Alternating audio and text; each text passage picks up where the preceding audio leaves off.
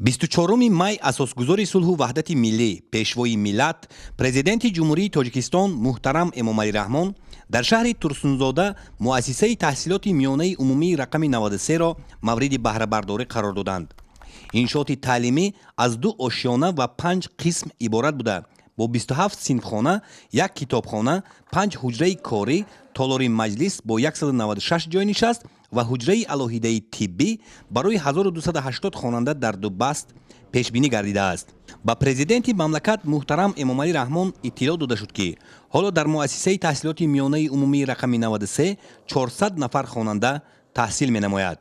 синфхонаҳои фаннии физика, химия, математика, биология, технологияи иттилоотӣ ва ғайра бо таҷҳизоти зарурӣ аз қабили тахтаҳои электронӣ, проектор ва аёниятҳои замонавии хониш таъмин буда, барои хонандагон шароити хуби таҳсил фароҳам оварда шудааст.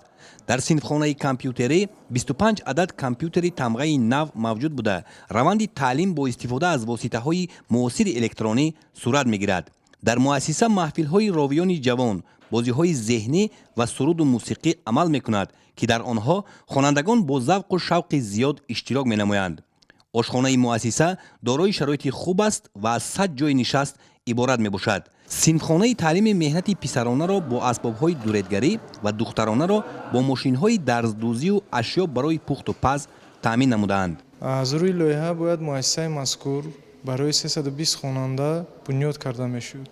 пас аз ба тавозуни гурӯҳи татбиқи лоиҳаи таҷдид ва идомаи сохтмони мактабҳои миёна гузаштани иншооти мазкур тибқи дастури супоришҳои бевоситаи пешвои миллат муҳтарам Эмомалӣ Раҳмон, мо бинои мазкурро таҷдид намуда барои 640 хонанда дар як баст бунёд намудем. зимни иҷрои корҳои сохтмонӣ аз тарафи гурӯҳи татбиқи лоиҳа ва таҷдиди идомаи сохтмони мактабҳои миёна тамоми масъолияҳои сохтмонӣ воридшаванда дар иншоот пурра аз озмоишгоҳ гузаронида шуда буданд. сифати корҳои иҷрои сохтмониро пурра назорат менамуданд. мутахассисони гурӯҳ ва муассисаро мо барои солҳои зиёд хизмат намудан омода намудем. таҷҳизотҳои бино низ дорои сифати баланд буда, барои тӯлонӣ хизмат намуданашон кафолат дода мешавад. барои ба машқу тамрин ва ҳар гуна бозиҳои шавқовар машғул шудани хонандагон толори замонавии варзишӣ муҷаҳҳаз бо таҷҳизоти зарурӣ бунёд намудаанд. ғайр аз ин муассиса дорои майдони кушоди варзиш мебошад, ки дар масоҳати 80 метри мураббаъ бунёд карда шудааст. дар иншооти варзишӣ барои бозиҳои футболи хурд, волейбол, баскетбол, тенниси рӯи миз ва ғайра шароит муҳайё мебошад. муассиса бо маблағгузории ҳукумати ҷумҳурии Тоҷикистон аз ҷониби гурӯҳи татбиқи лоиҳаи таҷдиди идомаи сохтмони мактабҳои миёна дар деҳаи файзбахши деҳоти 10-солагии Истиқлолият дар масоҳати 12 000 метри мураббаъ бунёд карда шудааст. корҳои сохтмониро ширкати Содот Сохтмон бо ҷалби мутахассисони маҳаллӣ дар доираи нақшаи чорабиниҳои ободонӣ бахшида ба 35-солагии истиқлоли давлатии ҷумҳурии Тоҷикистон моҳи марти соли 2021 оғоз намуда, бо назардошти талаботи соҳаи маориф ва риояи қоидаҳои меъморию сохтмонӣ сифатнок ба анҷом расонидааст.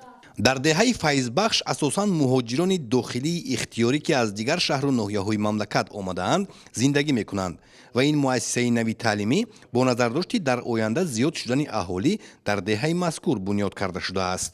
дар давоми 1.5 сол барои иҷрои корҳои сохтмонӣ зиёда аз 60 нафар коргарои маҳаллӣ ҷалб шуда буд ва онҳо бо маоши хуб таъмин буданд. барои омода намудани кӯдакон ба мактаб маркази инкишофи кӯдак ташкил намуданд, ки дорои аёнияту бозичаҳои зиёд аст. гармӣ дар муассиса тавассути бухонаи алоҳида таъмин карда мешавад.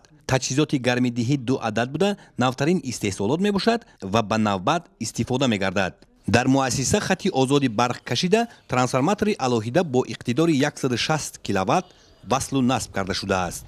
имрӯз барои ҳар як хонандаи муассисаи таҳсилоти миёнаи умумии рақами 93 рӯзи хотирмон ва фаромӯшнашаванда мебошад, зеро ин орзуи деринаи ҳар яки мо буд, ки дар чунин шароити хуб ва бо истифода аз лавозимоти замонавӣ таълими таҳсил намоем. инак бо дастгирии бевоситаи пешвои миллат муҳтарам Эмомалӣ Раҳмон ин бинои бошукӯҳ ва муҷаҳҳаз бо навтарин таҷҳизот мавриди баҳрабардорӣ қарор гирифт. миннатдории хешро ба президенти мамлакат муҳтарам Эмомалӣ Раҳмон баён намуда, кӯшиш ба харҷ медиҳем ки донишҳои муосирро аз худ намуда дар оянда ба нафъи давлату миллат саҳми худро гузорем. дохил ва атрофи муассиса тавассути камераҳои мушоҳидавӣ назорат карда мешавад. бехатаре аз сӯхтор бошад бо истифода аз таҷҳизоти навтарини ҳушманд таъмин карда мешавад. атрофи иншооти таълимии навбунёдро дар масоҳати 4200 метри мураббаъ кабудизор карда 160 бех дарахти ороишӣ ва гулҳои рангоранги зиёд шиноидаанд. ҷавобан ба ғамхориҳои пешвои муаззами миллат муҳтарам эмомалӣ раҳмон ваъда медиҳем ки бо баҳои хубу аъло ва рафтори намунавӣ таҳсил намуда номбардори ватану миллати азизамон мегардем. маврид ба зикр аст ки дар солҳои соҳибистиқлолии мамлакат дар шаҳри Турсунзода соҳаи маориф ба таври назаррас рушд намудааст. аз соли 2000 инҷониб дар шаҳр 46 муассисаи нави таълимӣ бунёд ва барои зиёда аз 15 000 хонанда шароити муосири донишандӯзӣ фароҳам оварда шудааст. бахшида ба сазовор пешвоз гирифтани ҷашни 35-солагии истиқлолияти ҷумҳурии Тоҷикистон мақомоти иҷроии ҳокимияти давлатии шаҳри Турсунзода дар заминаи 29 муассисаҳои таълимӣ аз зиёда аз 300 синфхонаҳои иловагиро ба нақша гирифтааст ва аллакай сохтмони ин синфхонаҳо оғоз шудааст ва то имрӯз 75 синфхонаҳои иловагӣ аллакай сохта ба истифода дода шуд. сарвари давлат муҳтарам эмомалӣ раҳмон ба сохтмончиён барои бунёди чунин бинои замонавӣ ва муҷаҳҳаз намудани он бо воситаҳои зарурии таълимӣ изҳори сипос намуда омӯзгоронро ба ҳисси масъулият дар тарбияи наврасону ҷавонон ва истифодаи самарабахши имконияти мавҷуда ҳидоят карданд.